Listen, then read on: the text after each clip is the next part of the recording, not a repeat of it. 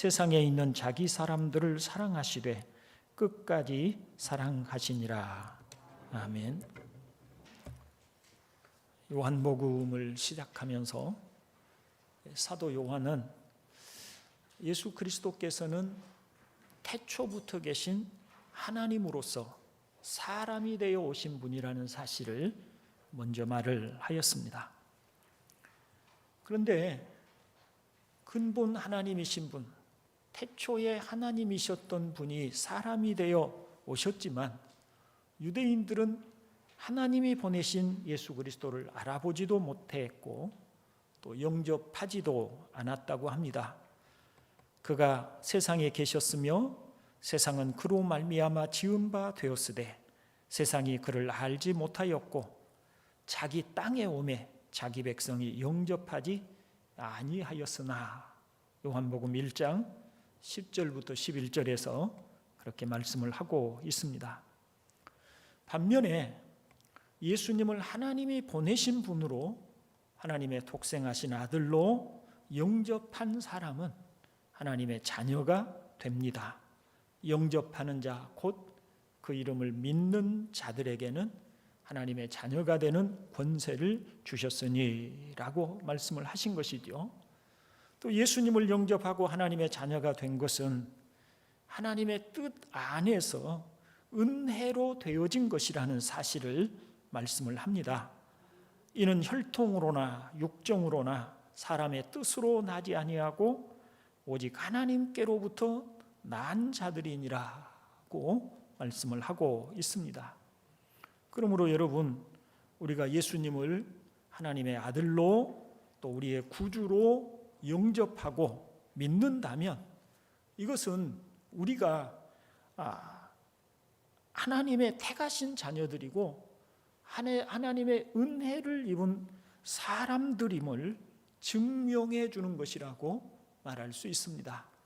우리의 모습이 하나님을 기쁘시게 하는 그런 경건함과 거룩함으로 이렇게 살아가고 있든 혹은 그렇지 못하고 하나님 보시기에 부끄러운 모습으로 있든지 간에 믿음이 성숙하든 믿음이 지극히 어린아이같이 연약한 상태에 있든지 간에 예수님을 자신의 구주로 영접하고 하나님의 자녀가 된 사람들은 혈통으로 된 것도 아니고 육정으로 된 것도 아니고 오직 하나님의 은혜로 되어진 것이라고 그렇게 말씀을 하고 있습니다. 이제 요한복음 13장부터 17장까지는 예수님께서 바로 그렇게 하나님의 자녀가 된 제자들에게 집중해서 가르치시는 말씀입니다. 그 가장 첫머리가 유월절 전에 예수께서 자기가 세상을 떠나 아버지께로 돌아가실 때가 이런 줄 아시고 세상에 있는 자기 사람들을 사랑하시되 끝까지 사랑하시니라고 말씀을 하였습니다.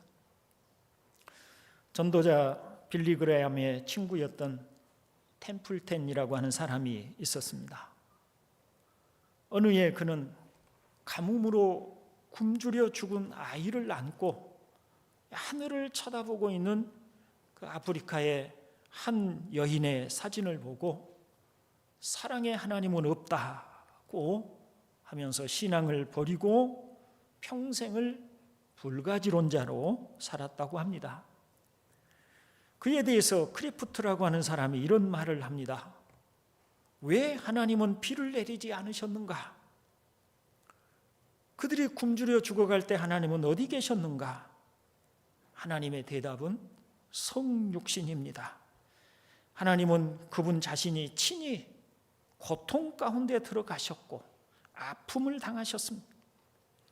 하나님은 안 하셔도 되는 수고를 자청하여 말 대신 행동으로 세상 속으로 들어오시고 우리의 고통을 대신 당하시고 슬픔에 잠긴 우리에게 자신을 내주신 분이라고 이 템플턴의 질문에 대답을 하였습니다.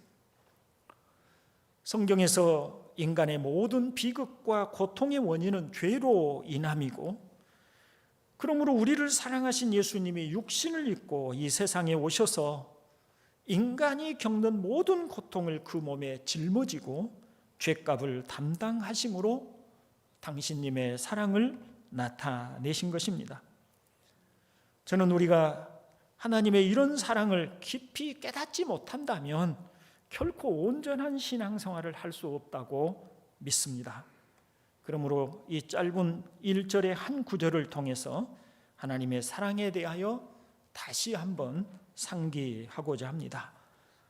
형제 여러분, 만일 부모가 자신들을 사랑한다는 것을 느끼지 못하고 사랑을 표현해도 자신들을 위해서 이모저모 희생해도 부모니까 당연한 일이지 엄마니까 당연한 것 아닌가라고 한다면 이것은 문제 아니겠습니까? 혹 우리의 신앙이 이처럼 이기적이지 않기를 바랍니다. 하나님과의 인격적인 만남으로서의 신앙이 아니라 형식적인 관계로 무감각한 신앙생활을 하지 않기를 진심으로 바랍니다. 오늘 성령께서 우리에게 은혜를 베푸셔서 하나님의 사랑이 우리의 가슴에 깊이 느껴지시기를 주의 이름으로 축원을 드립니다. 오래전에 읽었던 마음을 열어주는 101가지 이야기라고 하는 베스트셀러 책에 이런 내용의 이야기가 있습니다.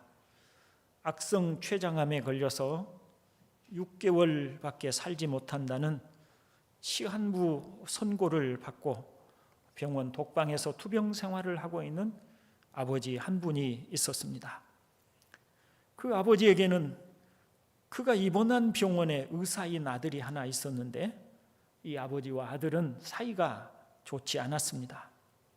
아버지는 너무 고지식하고 고집이 세고 또 감정이 메말라 있어서 자식들에게 어떤 감정의 표현도 잘 하지 못했다고 합니다. 또 자녀들의 말을 잘 들어주지 않고 언제나 자기 고집대로 해버려서 이 의사인 아들과도 사이가 아주 나빠졌습니다. 이렇게 냉랭한 상태로 수십 년을 지내게 되니 형식적으로나 가족이지 실상은 남이나 마찬가지였다는 것이죠. 그런데 이제 아버지가 머지않아 돌아가실 것을 생각을 하자 이 아들의 마음에 변화가 일어났습니다. 아들은 아버지가 세상을 떠나기 전에 서로 마음을 열고 사랑을 나눌 수 있기 위해서 자신이 아버지를 안아주어 서로의 체온을 느끼고 서로 따뜻함을 느끼도록 해야겠다는 생각을 합니다. 그리고 아들은 어느 날 병실에 와서 아버지에게 말을 하지요. 아버지, 제가 진정으로 아버지를 사랑하고 싶어요. 그러면서 아버지를 안아 주었습니다. 아버지는 아들이 느닷없이 수십 년 동안 손도 잡아보지 못하고 살았는데 느닷없이 사랑한다고 껴안아 주니까 몸이 뻣뻣하게 굳어집니다. 아들이 아버지를 며칠째 안아주었지만 아버지는 여전히 몸이 굳어 자연스럽지가 못합니다. 그러나 아들은 계속해서 아버지를 날마다 껴안아 주었습니다. 그렇게 몇 달이 지나자 아버지는 차츰 변하여서 아들을 두 손을 둘러서 안아주게 되었습니다. 그렇게 200번째로 안아주며 아버지 사랑합니다 라고 말을 하자 아버지가 처음으로 얘야 널 사랑한다고 평생 처음 들어보는 애정의 표현을 했다는 것입니다. 사랑하는 여러분, 하나님께서 우리를 200번만 안아주셨을까요? 아닙니다. 200번이 아니라 2만 번도 더 안아주셨을 것입니다. 저도 옛날에는 하나님이 우리를 사랑한다는 말을 실감 있게 느끼지 못하고 그저 사랑하는가 보다 하는 정도로 넘어가고 말았습니다. 그러나 어느 날부터인가 하나님의 사랑을 느끼기 시작하면서 정말 하나님께서 얼마나 많이, 얼마나 깊이 사랑하시는지를 점점 더 깨달아 가고 있습니다. 하나님의 사랑은 2만 번이 아니라 2천만 번도 더 넘게 우리를 안아주고 사랑을 표현하십니다. 그런데 아직도 우리가 몸이 뻣뻣하고 거부하는 몸짓을 하고 있다면 아닌 것이죠. 우리는 하나님의 사랑에 대하여 좀 더 알아야 할 필요가 있습니다. 찬송가 202장입니다. 하나님 아버지 주신 책은 귀하고 중하신 말씀일세. 기쁘고 반가운 말씀 중에 날 사랑한단 말 참 좋도다. 주 나를 사랑하시오니 즐겁도다. 주 나를 사랑하시오니 나는 참 기쁘다. 4절 가사는 이러지요. 주 예수 날 사랑하시오니 마귀가 놀라서 물러가네. 주 예수 이렇게 사랑하니 우리는 어떻게 보답할까? 주 나를 사랑하시오니 즐겁고도 즐겁도다. 주 나를 사랑하시오니 나는 참 기쁘다. 사랑하는 형제 여러분, 오늘 우리가 읽은 본문 속에도 정말 진득한 하나님의 사랑이 담겨 있습니다. 오늘 본문을 다시 한번 같이 읽어볼까요? 유월절 전에 예수께서 자기가 세상을 떠나 아버지께로 돌아가실 때가 이른 줄 아시고 세상에 있는 자기 사람들을 사랑하시되 끝까지 사랑하시니라. 아멘. 앞에 12장 44절로 45절에 보면 예수께서 외쳐 가라사대 나를 믿는 자는 나를 믿는 것이 아니요 나를 보내신 이를 믿는 것이며 나를 보낸 자는 나를 보내신 이를 보는 것이니라 말씀하셨습니다. 즉 예수님이 곧 하나님이시라는 말씀이시죠. 예수님이 하시는 행동을 보면 하나님께서 어떻게 하실지가 분명하다는 말씀입니다. 그래서 오늘 본문을 이렇게 바꾸어서 읽을 수 있습니다. 하나님께서 세상에 있는 나를 사랑하시되 끝까지 사랑하시니라. 끝까지 변함없이 사랑하시는 하나님이십니다.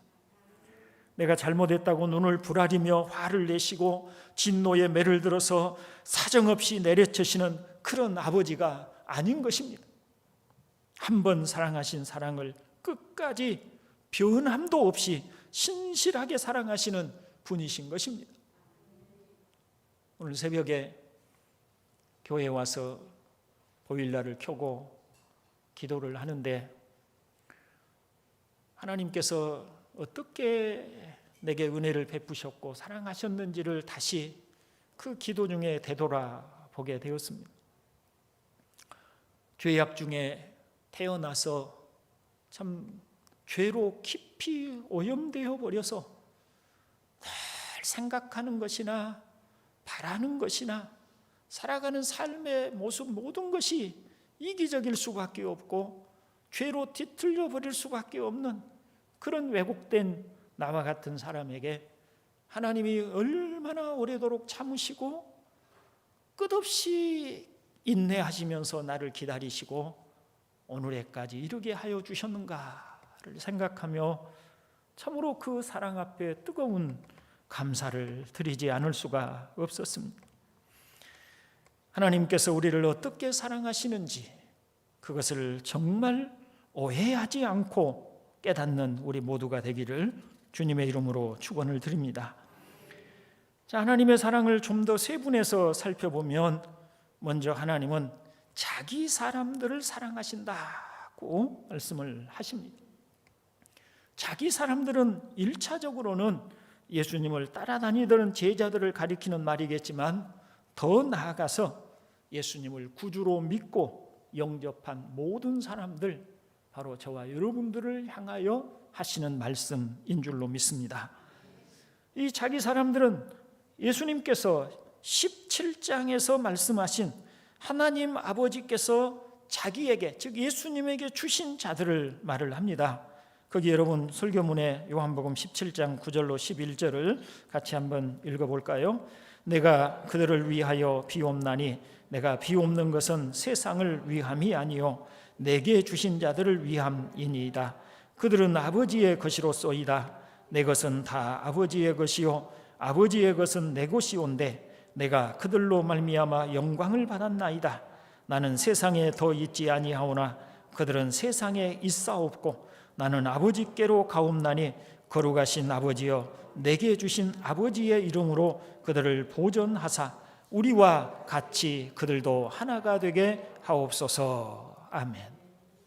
거기 보십시오.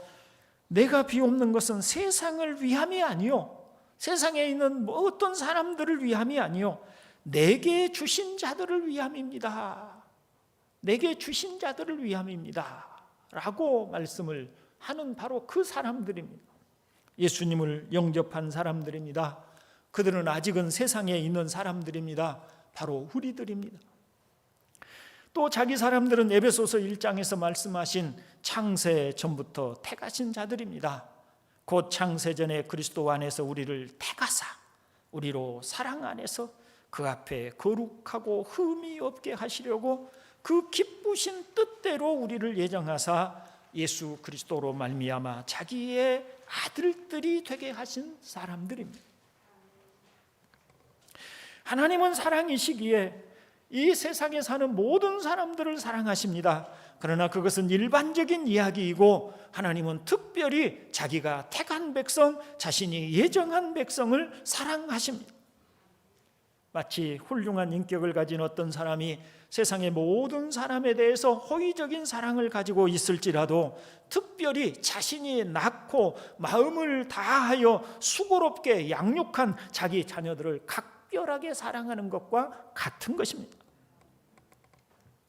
참회록의 저자인 어거스틴은 이렇게 말을 합니다. 하나님의 사랑은 이해할 수 없는 초월적인 것이고 변하는 일도 없습니다.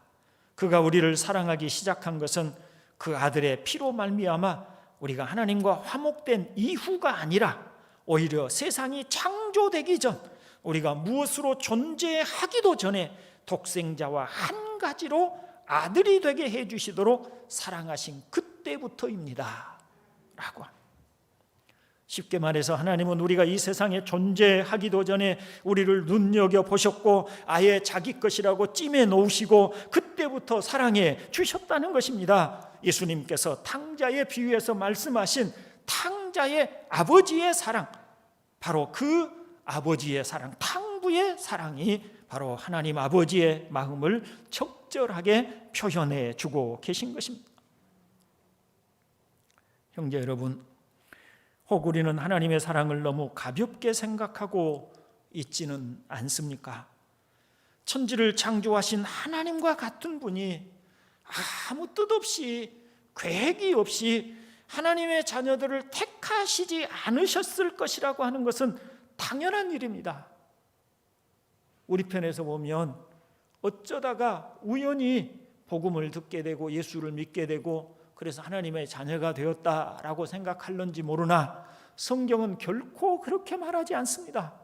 성경은 우리가 어쩌다가 우연히 예수를 믿게 되었다라고 절대로 말하지 않습니다. 성경은 철저하게 창세 전부터, 하나님이 이 세상을 창조하기도 전부터 그리스도 예수 안에서 하나님의 자녀들을 택하고 계셨다라고 합니다. 그리고 이 세상에 태어나는 바로 그 순간에도 하나님께서는 하나님의 택한 자녀가 이 세상에 태어난다는 사실을 알고 계셨고 그 모든 사실 안에서 사랑하고 계셨다라고 말씀을 합니다. 우리가 예수를 믿고 하나님의 자녀가 된 것은 결코 우연히 되어진 일이 아니라는 말입니다. 앞에서 이는 혈통으로나 육정으로나 사람의 뜻으로 나지 아니하고 사람의 뜻으로 나지 아니하고 오직 하나님께로부터 난 자들이니라고 하는 구절에서 명백하게 설명하는 바입니다. 그러기에 다윗 같은 이는 내가 모태에서부터 주를 의지하였으며 나의 어머니의 배에서부터 주께서 나를 택하셨사오니 나는 항상 주를 찬송하리이다 라고 말을 하였고요. 또 주께서 내 내장을 지으시며 나의 모태에서 나를 만드셨나이다 라고 하나님을 찬송하였습니다. 이게 다윗 한 사람의 이야기가 아닙니다. 하나님은 이사야 선지자를 통해서 말씀합니다. 여러분 이사야 44장 2절을 같이 한번 읽어봅니다. 너를 만들고 너를 모태에서부터 지어낸 너를 도와줄 여호와가 이같이 말하노라. 나의 종 야곱 내가 택한 여수로나 두려워하지 말라. 아멘. 보십시오. 하나님께서 너를 만들고 너를 모태에서부터 지어낸 너를 도와줄 여호와라고 스스로 자신을 그렇게 말씀을 하고 계시지 않습니까?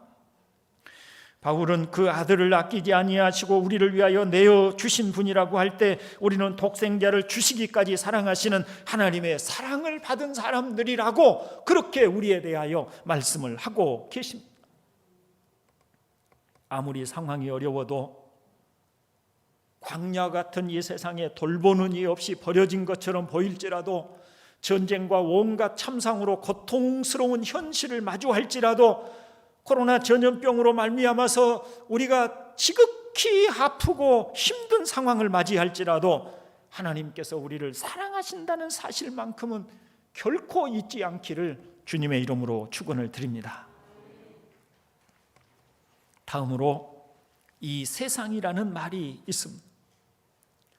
이 세상에 있는 자기 사람들을 사랑하셨습니다. 그럼 이 세상은 어떤 곳입니까?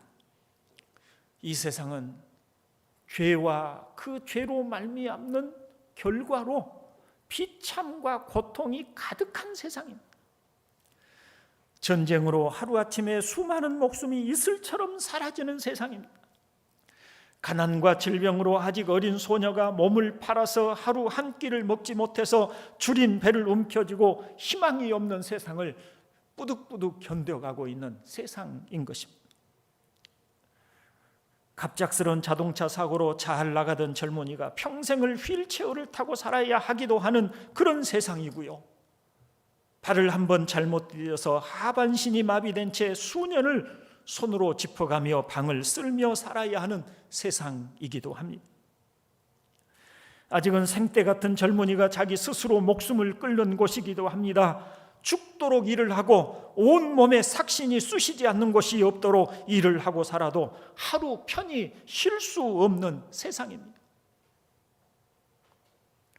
더구나 이 세상은 예수 믿는 사람이 살기에 만만하지 않은 세상입니다. 주님의 말씀대로 살고 주님을 따르려면 많은 희생을 치러야 하는 세상입니다.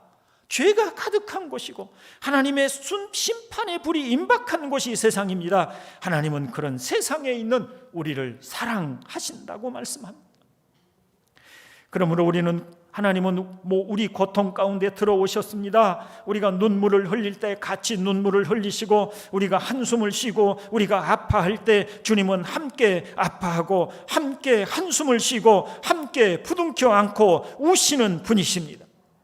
하나님은 우리가 사는 이 세상에 관심이 없는 분이 아니신 것입니다. 할렐루야.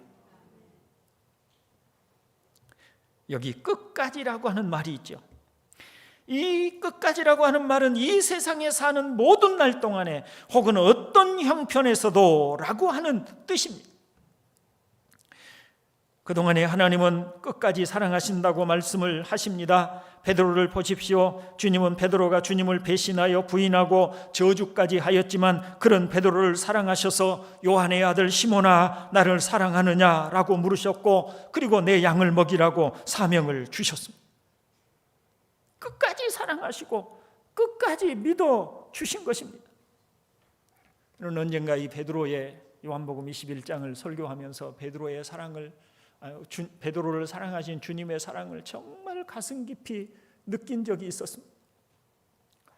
베드로는 주님을 모른다고 부인하고 주님을 저주하면서 부인할 때 주님과 눈이 마주쳤어요. 여러분, 자신이 주님을 그릇처럼 사랑한다고, 주님을 위해서 죽기라도 하겠다고 다짐했던 그런 베드로가 모른다고 부인하면서 주님과 눈이 마주쳤을 때 베드로가 느꼈을 그런 상실감이라고 할까요? 그 고통이 무엇이었겠습니까? 그래서 주님이 부활했다고 하는, 죽은 자 가운데서 부활했다고 하는 말을 듣고 가장 먼저 그 주님의 무덤에 달려갔지만, 그는 주님이 너희는 예루살렘을 떠나지 말고 여기에서 성령을 기다리라고 말씀을 하신 것이 있으셨지만은 나는 고기나 잡으러 가야겠다고 그 예루살렘을 떠나서 자기 고향 갈릴리로 갔습니다. 주님을 따를 때 버려두었던 배와 그물들을 다시 손질해서 다시 바다에 가서 고기를 던지고 있는, 그물을 던지고 있는 베드로의 심정을 여러분 이해하시겠습니까? 나는 주님을 배신한 사람이다. 나는 주님을 부인한 사람이다. 나는 더 이상 주님의 사랑을 받을 자격이 없는 사람이다. 그 깊은 절망이 그의 가슴에 있었을 것입니다. 근데 부활하신 주님이 그런 베드로를 부르신 것이 아닙니다. 그 베드로가 그물을 던지고 있는 바닷가로 처음 베드로를 찾아오신 것처럼 다시 찾아오셨습니다. 처음 베드로를 부르실 때처럼 깊은 데로 가서 곧 그물을 던지라고 그렇게 말씀을 하셨습니다. 그리고 베드로에게 질문하셨지요. 네가 나를 사랑하느냐? 베드로는 사랑하지 않아서 부인한 것이 아닙니다. 베드로는 예수님을 사랑하지 않아서 예수님을 모른다고, 예수님과 아무 상관없는 사람이라고 부인했던 것이 아닙니다. 순간적인 두려움과 순간적인 그런 두려움, 겁이 나서 부인했던 것이죠. 그래서 주님이 다시 묻습니다. 네가 나를 사랑하느냐? 예, 제가 주님을 사랑합니다. 그 고백을 끌어내신 거예요. 그게 바로 베드로를 치유하신 것이에요. 그런 베드로에게 다시 사명을 주셨어요. 내가 너 버린 거 아니다. 너는 나를 배신하고 너는 나를 모른다고 부인했을지라도 나는 너를 끝까지 사랑한다. 그래서 내 양을 먹이라. 내 양을 쳐라. 네가 나중에는 네가 원치 않는 곳으로 끌려가서 네가 두 팔을 벌리고 나처럼 십자가에 죽을지라도 너는 나를 따르라고, 내 양을 먹이라고 그렇게 사명을 주셨습니다. 바로 여기 주님이 자기 사람들을, 세상에 있는 자기 사람들을 사랑하시되 끝까지 사랑하신 모습을 보여주신 것입니다. 여러분, 우리 역시 마찬가지 아니겠습니까? 살다 보면 우리의 믿음이 병들 때가 있습니다. 주님이 기뻐하시지 않는 자리에 가 있는 경우도 있습니다. 그러나 그때도 주님은 우리를 사랑하신다는 것을 잊지 말기를 바랍니다. 우리가 잘할 때, 우리가 주님이 기뻐하실 만한 모습으로 살 때도 주님은 기뻐하시겠지만, 우리가 그렇게 살지 못하고 주님을 실망시키고 주님의 사랑을 배반할 때도 주님은 여전히 우리를 사랑하십니다. 우리가 힘이 있어 열심히 봉사하고 주님을 위해서 많은 헌금을 드릴 때도 사랑하시지만, 우리가 힘이 다 빠지고 능력이 다 사라져 아무런 보탬이 되지 못할 때도 주님은 우리를 끝까지 사랑하십니다. 부요할 때도 가난할 때도 부단히 살아보려고 애를 쓰지만 잘 되지 않는 형편에 처하여 원망하고 있을 때도 여전히 주님은 우리를 향하여 나는 너를 사랑한다고 말씀하고 계신 줄로 믿습니다. 사랑하는 형제 여러분, 저는 하나님의 사랑이 가장 절절하게 표현된 곳이 로마서 8장이라고 생각을 합니다. 이제 우리 로마서 8장 31절부터 34절을 같이 한번 읽어봅니다. 그런즉 이 일에 대하여 우리가 무슨 말하리요? 만일 하나님이 우리를 위하시면 누가 우리를 대적하리요? 자기 아들을 아끼지 아니하시고 우리 모든 사람을 위하여 내어주시니가 어찌 그 아들과 함께 모든 것을 우리에게 은사로 주지 아니하시겠느냐? 누가 능히 하나님의 택하신 자들을 송사하리요? 의롭다 하신 이는 하나님이시니 누가 정죄하리요? 죽으실 뿐 아니라 다시 살아나신 이는 그리스도 예수시니 그는 하나님 우편에 계신 자요 우리를 위하여 간구하시는 자시니라. 누가 우리를 그리스도의 사랑에서 끊으리요? 환난이나 권고나 핍박이나 기근이나 적신이나 위험이나 칼이랴. 아멘. 이런 하나님의 사랑에서 누가 우리를 끊을 수 있겠는가? 그 무엇이 우리를 끊을 수 있겠는가? 어떤 환경이 우리를 끊을 수 있겠는가? 그럴 수 없다고 하십니다. 말라기 선지자의 이야기는 참 가슴 아프지요. 여호와께서 이르시되 내가 너희를 사랑하였노라 하나 너희는 이르기를 주께서 어떻게 우리를 사랑하셨나이까 하는도다. 자, 지금 이스라엘 백성들은 하나님께서 내가 너희를 사랑한다고 하는데 우리를 어떻게 사랑했습니까? 라고 반문하고 있어요. 이스라엘 백성들이 하나님께서 자신들을 사랑하신다는 것을 모르고 있는 겁니다. 알지 못하고 있는 겁니다. 그래 하나님이 이렇게 말씀합니다. 말라기 1장 2절로 3절을 읽어봅니다. 나 여호와가 말하노라. 에서는 야곱의 형이 아니냐? 그러나 내가 야곱을 사랑하였고 에서는 미워하였으며 그의 산들을 황폐하게 하였고 그의 산업을 광야의 이리들에게 넘겼느니라. 이게 무슨 얘기입니까? 에서와 야곱은 같은 형제고 한 형제 민족이에요.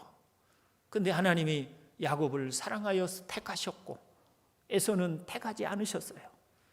그 에서의 후손인 에돔 족속들은 그들의 죄에 대해서 하나님이 심판하실 때 다시는 돌이켜 그들을 회복시켜 주지 않으셨어요. 유대인들 입장에서, 이스라엘 백성들 입장에서 하나님이 우리를 사랑하신다면 왜 우리가 이렇게 가난하게 살아야 합니까? 왜 우리가 이렇게 우리의 나라를 세우지 못하고 독립국가를 세우지 못하고 이렇게 우리가 남의 지배를 받으면서 살아야 합니까? 왜 우리는 이렇게 공궁하고 힘들게 살아야 하는 겁니까? 하나님이 우리를 사랑하신다면 그것이 그렇게 우리가 살 수 없지 않습니까? 우리가 하나님이 우리를 사랑하신다는 사랑을 좀 보여줘 보십시오 라고 할 때 하나님이 하신 말씀이 바로 이거예요. 알아요. 에돔 족속은 다시는 회복되지 못했지 않냐? 그러나 너희 죄에 대해서는 하나님이 심판하고 징계하셨을지라도, 하나님이 그들을 향해서 매를 드셨을지라도, 그들의 죄에 대해서 매를 드셨을지라도 버리지 않으시고 그들을 다시 돌아오게 하시고 다시 그들을 하나님의 땅에 머물게 하시고 다시 성전을 지어서 하나님께 예배하게 하시고, 이것이 바로 하나님이 너희를 사랑한다는 증거가 아니냐라고 말씀을 하고 계시는 것입니다. 사랑하는 여러분, 어쩌면 우리의 신앙이 바로 이스라엘 백성들처럼 하나님이 우리를 사랑한다는 말을 믿지 못하고 그렇게 살아가고 있는 것 아닌지 모르겠어요.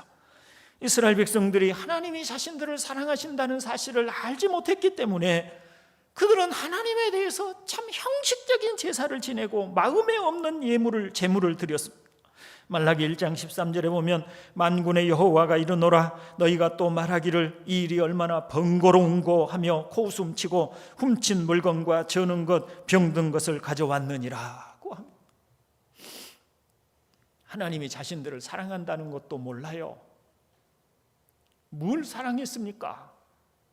좀 사랑했으면 좀 잘 살게 해주시지, 좀 풍족하게 살게 해주시지, 당당하게 세상 앞에 어깨를 으쓱거리고 목을 좀 뻣뻣이 하고 살도록 해주시지, 이렇게 치질이 가난하고 이렇게 힘들게 살게 하면서 뭘 사랑한다고 하십니까? 그러니 하나님 앞에 나와서 형식적으로 제사는 드리고 예배는 드리지만 마음이 없으니 하나님의 사랑을 알지 못하니 참 얼마나 번거롭게 느껴지는 거예요. 주일날 예배를 드리기 위해서 나오는 것 자체가 귀찮은 일로 생각되는 거예요.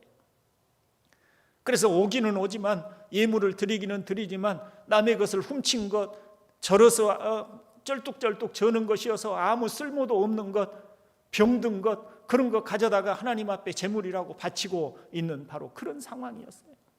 그런데 이 말라기서의 이 말씀이 바로 오늘 우리의 모습이 아닌가, 이것이 마음 아픈 겁니다. 왜 그런가? 하나님이 우리를 사랑하신다는 것을, 얼마나 사랑하신다는 것을 알지 못하기 때문이 아닌가? 그것을 깨닫지 못하기 때문이 아닌가? 하나님이 나를 어떻게 사랑하시는 것을 모르니까, 그러니까 나도 하나님의 사랑함이 없어요. 하나님께 감사함이 없어요. 어쩌다 예수를 믿었으니까 어쩔 수 없이 교회는 나가고 어쩔 수 없이 겁이 나니까 교회는 끊지 못하고 나오기는 하지만 하나님을 사랑한 사랑도 없고 마음이 없으니 하나님 앞에 예물을 드림도 형식적으로 드리는 것이고 예배할 때도 참 번거로운 일을 한 것처럼, 귀찮은지 어쩔 수 없이 나오는 것처럼 이렇게 나와서 예배하는 모습이 바로 이 이스라엘 백성들의 모습이고 오늘 우리 속에서도 보이는 모습이 아닌가. 여러분 어떻습니까? 하나님은 우리를 사랑하십니다. 그냥 예수 믿은 거 결코 아닙니다. 그냥 어쩌다 보니까 예수 믿고 이 자리에 앉아 있는 거 절대 아닙니다.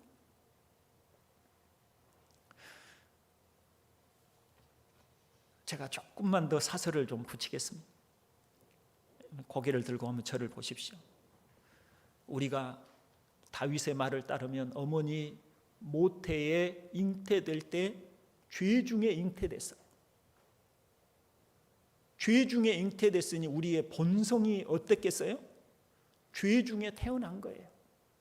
잉태된 거예요. 죄악 중에 출생했어요.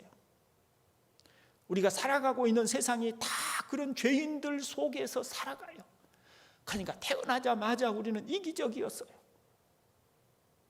그저 내가 원하는 대로 안 해준다고 빽빽 울기나 하고, 그저 우리는 내 원하는 것만 요구했을 뿐이에요. 죄로 태어나서부터 죄인이었어요. 죄로 뒤틀리고 죄로 오염되고 죄로 더럽혀진 본성을 가지고 태어났어요. 그런 우리가 예수를 믿고 어쩌다 하나님의 은혜로 정말 부르심을 받아서 예수를 믿게 됐지만, 우리의 신앙이라는 게 얼마나 이기적이었는지,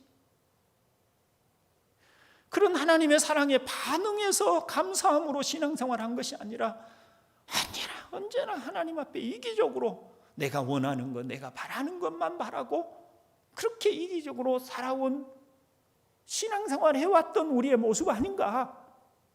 그게 오늘 새벽에 저에게 보여준 제 모습이었어요. 목사가 되기로 작정한 것도 하나님께서 나를 불러주신 은혜에 감사해서가 아니라 이기적인 욕심으로, 내 욕망으로 목사 되기를 원했고, 또 그 길을 걸었고, 살아온 삶을 보아도 마찬가지고. 그런데 하나님은 그런 우리를 끝까지 놓지 않으셨어요. 붙들고 계셨어요.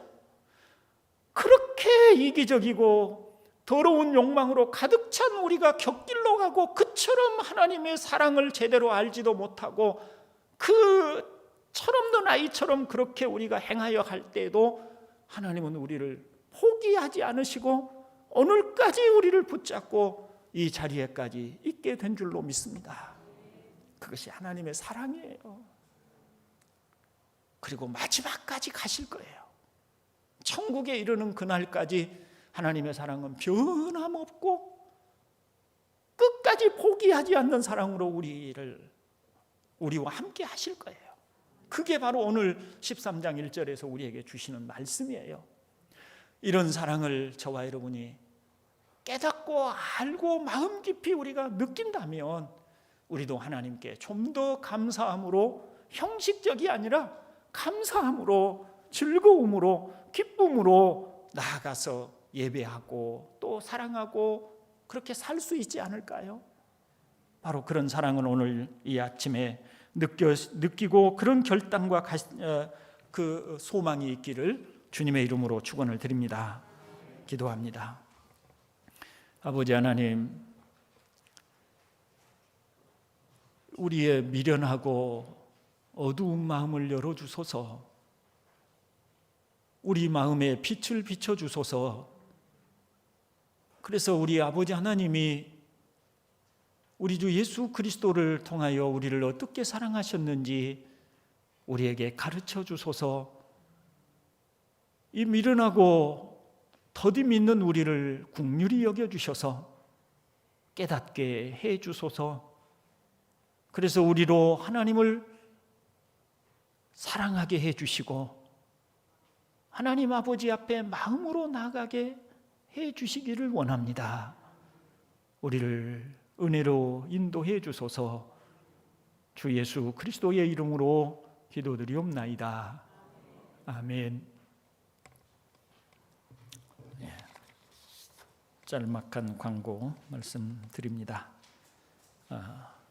새벽 기도와 또 라이브 톡으로 진행되는 그 새벽 기도에 많이 참여해 주시기를 당부드립니다. 가급적 비록 집에서 이 핸드폰을 가지고 예배를 드릴지라도